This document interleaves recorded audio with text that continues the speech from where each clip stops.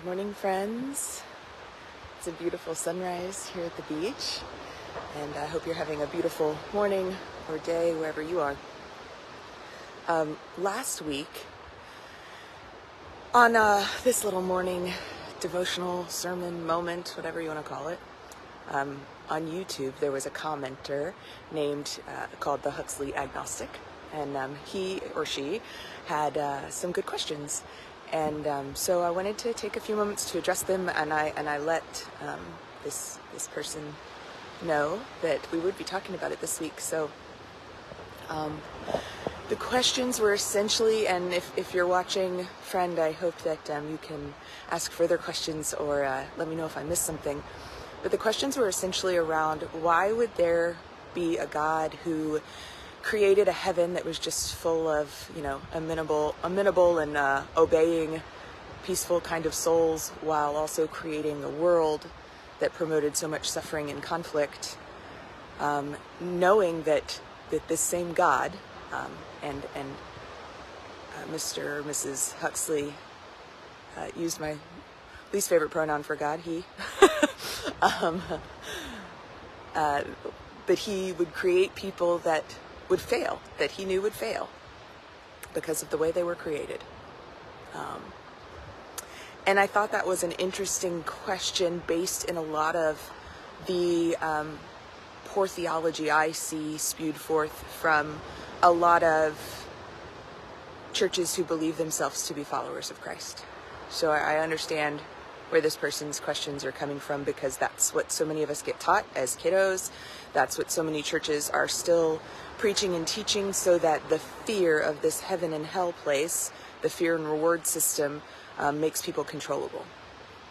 And it makes things easy. Let's just boil it down. If you're a good little girl, you go to the good place, and if you're a bad little girl, you go to the bad place.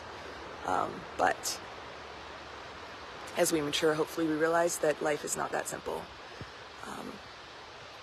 There's a time and a place for trying to make things simple for people, so I get that. But if we're going to believe in a God who is sort of the source, the creation, the love, the basis for all life, I imagine there's got to be a little more complication than good and bad, a single binary sorting of people. So as to the first part of the question, and this is my opinions in theology on the topic that I've, gleaned from several wise other, mystics and theologians, but is mine. And so I won't say that it is the theology that is correct, or that I am right, or that I won't change one day as I continue to learn and grow. But from what I understand of the teachings of Jesus Christ, the kingdom of heaven is among us and in us. It's all of those places that exhibit love and hope and peace and goodness in the world. It is not a place that you someday eventually get to if you're a good girl. That's not how I understand the concept of heaven. And as far as creating a world that has suffering as part of it, this is an even harder question for me, because why not just make everything wonderful and pleasant? And I don't and can't pretend to know the fullness of how and why God has done or not done the things that she has done or not done. But I know in my own life that the exact places that have been the most painful for me have also been the most formative, almost as if I couldn't grow, learn, and transform without them. That is not create a binary in which God creates suffering so that we might transform. There's lots of gray space between those two. And the last part for me is the free will piece. We get to decide a lot. Each choice, I saw a meme recently, I shared it, each choice we make is a vote for the kind of person we want to be. And not everybody gets the same choices. Not everybody has the same sets of tools and gifts, which neither imbues more value or less. And, hold on, you have to see. And, anybody who's been a long-time watcher knows that I never talk for more than a few minutes at a time, so this question will not be fully answered.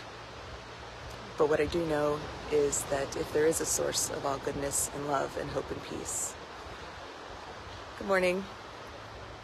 Then, and these concepts of heaven and hell, and these concepts of suffering and transformation are all concepts that we're just clawing at the surface to understand. Then how they become interpreted is a lot more about the person doing the interpreting than it is about who God is. So to my new friend, the Huxley Agnostic, I hope that you see truth, goodness, hope, and love in people, and that you know there are those of us out here who believe in this God concept, who believe that that's God, that that's the kingdom of heaven, that the goodness and the beauty that we can see everywhere if we'll but look for it is the kingdom of heaven. And that while I'll never understand suffering, I also know it to be transformative. But one more little PS, that would never be something loving or soothing to say to someone who's in the midst of it. I bless you on your journey, Huxley Agnostic, and everyone else who's watching.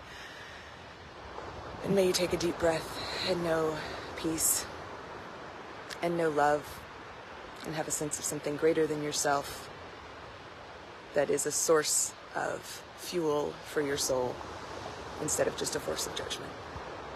Grace and peace, friends.